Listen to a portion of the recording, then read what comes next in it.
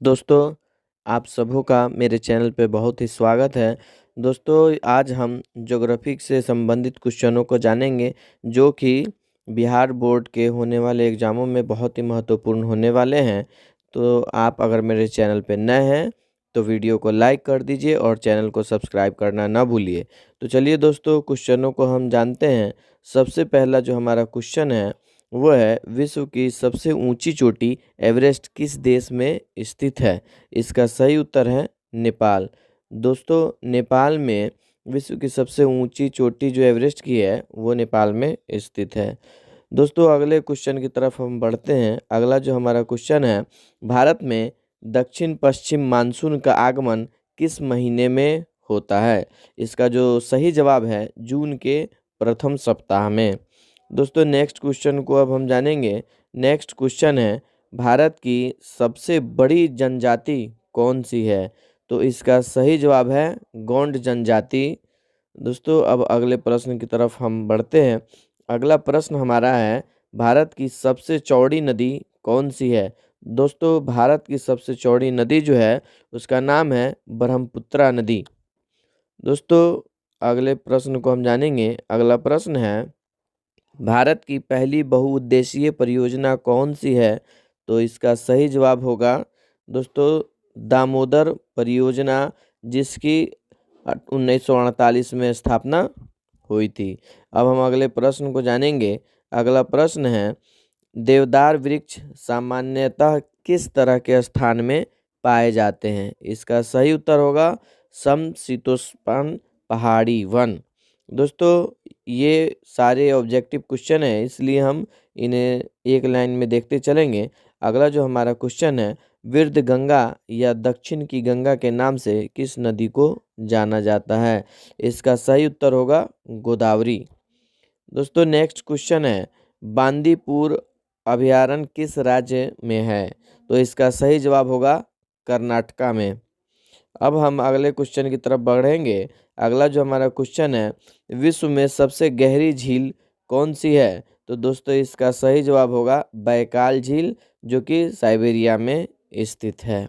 दोस्तों, नौवां जो हमारा प्रश्न है, भारत में सर्वाधिक वर्षा वाला स्थान मानसिन राम किस राज्य में स्थित है? तो मानसिन राम जो स्थान है वो मेघालय में स्थित है। तो दोस्तों, इसका आंसर होगा मेघालय। अब हम अगले प्रश्न की तरफ बढ़ते हैं। अगला जो हमारा प्रश्न है, भारत के किस राज्य में मानसून का आगमन सबसे पहले होता है? तो इसका सही जवाब होगा केरला। दोस्तों, मानसून का जो आगमन होता है, मानसून जब आता है तो सबसे पहले मानसून का आगमन केरला से शुरू होता है। अब हम अगले प्रश्न की तरफ बढ़ेंगे। अगला जो हमारा प्रश्न है, किस ग्रह के चारों ओर स्पष्ट वलय होता है? तो इसका सही जवाब होगा शनि। दोस्तों, शनि जो ग्रह है उसके चारों तरफ वलय होते हैं, गोलाकार की तरह हमें दिखाई देती है। दोस्तों, 12वें क्वेश्चन की तरफ हम बढ़ेंगे। 12वां जो हमारा क्वेश्चन है, पाक स्ट्रेट किन देशों को जोड़ता है? तो इसका सही जवाब होगा इंडिया और श्रीलंका को जोड़ता है। दोस्तों, 13वें प्रश्न की तरफ हम बढ़ेंगे। 13वां प्रश्न है, भूकंप तथा इससे संबंधित परिघटनाओं का वैज्ञानिक अध्ययन किस नाम से जाना जाता है? तो इसका सही जवाब होगा सेस्मोलॉजी। अब हम 14वें प्रश्न की तरफ बढ़ेंगे। 14वां जो हमारा प्रश्न है, ग्रीष्म ऋतु में असम राज्य में चलने वाली तीव्र आर्द्र हवाएं क्या कहलाती है? तो दोस्तों, इसका सही जवाब जो है नॉर्वेस्टर होगा, जो कि 14वां प्रश्न का आंसर है नॉर्वेस्टर। दोस्तों, अब हम 15वें प्रश्न की तरफ बढ़ेंगे। 15वां जो हमारा प्रश्न है, कावेरी जल विवाद किन राज्यों के बीच है? तो ये जल विवाद कावेरी का जो है वो कर्नाटक और तमिलनाडु के बीच में है। दोस्तों, अब हम 16वें प्रश्न की तरफ बढ़ेंगे। 16वां प्रश्न हमारा है, किस देश के साथ न्यू मूर द्वीप के कारण भारत का विवाद है?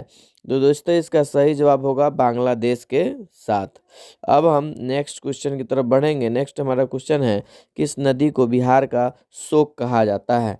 तो दोस्तों, इसका सही जवाब है कोसी नदी।